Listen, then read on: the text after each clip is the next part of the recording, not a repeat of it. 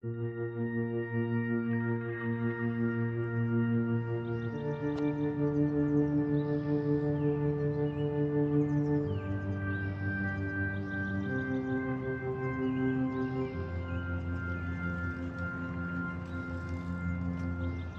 last left our intrepid duo as they stood gazing up at the tower.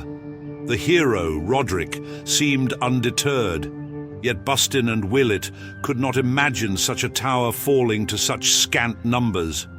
Having seen what lay before them, they elected to seek out more adventurers to fill out their ranks. They left the hero, agreeing to meet at the final approach of the tower, and hurried their way back to Bauenberg, arriving late in the night.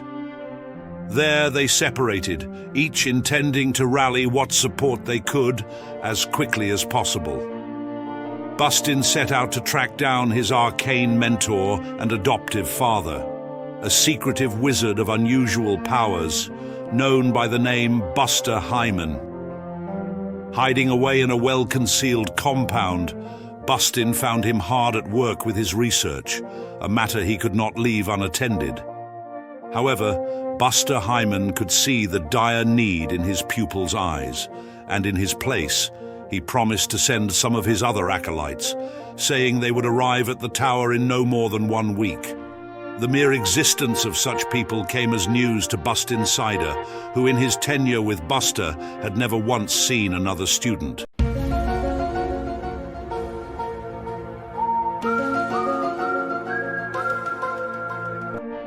He lodged there for the night. Wheelett's people, however, the Hardigan family of elves, were quartered too far from the city to be rallied with any haste. Instead, he opted to stake out the guild, as many skilled warriors could surely be convinced to join for an even split of the loot. And, as if the universe itself was answering his needs, upon entering the sorcerer's sinew, Willett observed an altercation. An oddly imposing elf was standing chest to chest with a clearly intoxicated half-orc. The ignobility of the matter spurred Willett to act. He intervened with a call for peace and successfully prevented further hostility. He asked the half-orc to join him for a drink. The man introduced himself as a marine officer, Teutlaika Teuger, formerly of a fine ship, only to be pillaged by pirates to witness the deaths of his crewmates and to be left for dead at sea. After some time he washed up here, in Bauenberg.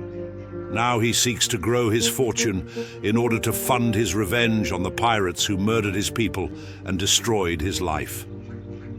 Willett invited him to join in their quest, for surely much wealth could be found in the tower. The deeply inebriated Teutlaik agreed and stumbled off to sleep off his drink. Willett then turned his attention towards the elf, who had stood against Teutlaik. The man was oddly large, with a lanky but dense frame. His wild white hair was restrained behind his head, and his eyes seemed like pinpoints of dark glass. Willett, being a fashionable noble himself, could tell his clothes were of a fine quality, but lacked the refined nuances of nobility. Accompanying the man was an elven woman of raven hair and truthful hips. He approached the pair and made his introductions.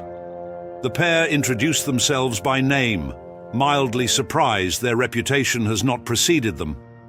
Flacid Thornwood, gold-class adventurer and vaunted monster hunter, turned up-and-coming prize fighter, and Linnea of the West Wood, a widely influential bard and Flacid's promoter, but nothing else.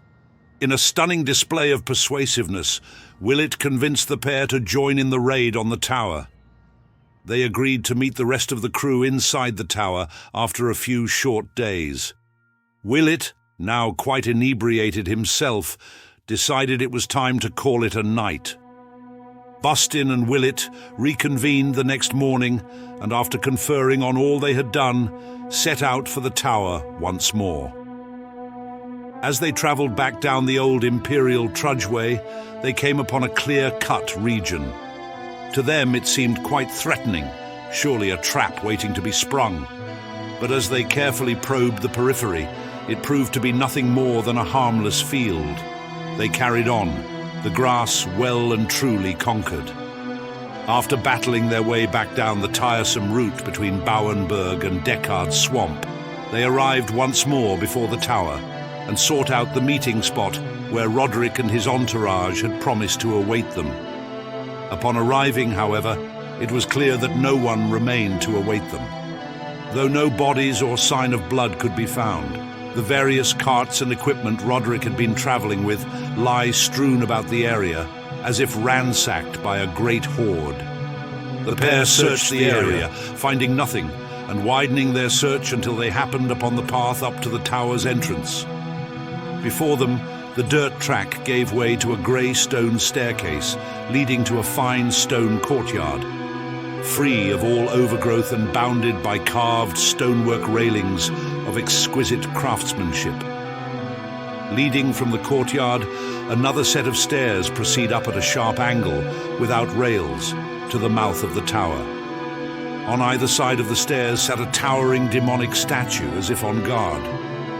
The left statue depicted a bloated demon, possessing only one large eye in the center of a stout, round head, adorned with 3 horns, but the gaping mouth, lined with tens of thousands of teeth arrayed in multiple rows, was set across its fat belly instead of its face.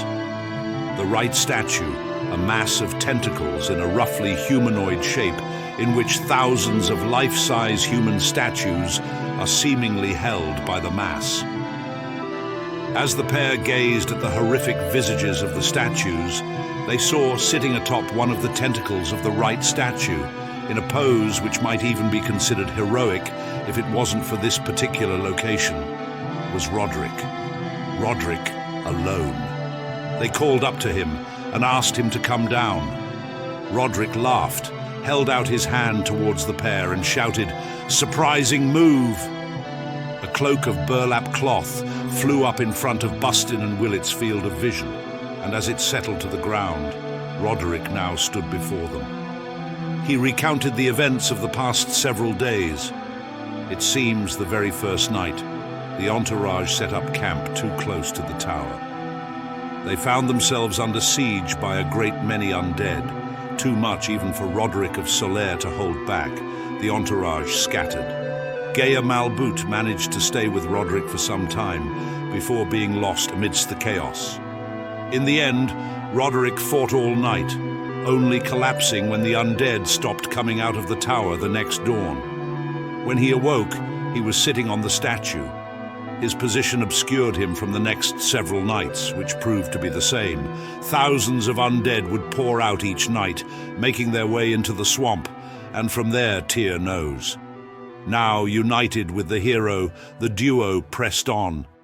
Upon entering the tower, the party found themselves drawn into its oppressive black stone halls.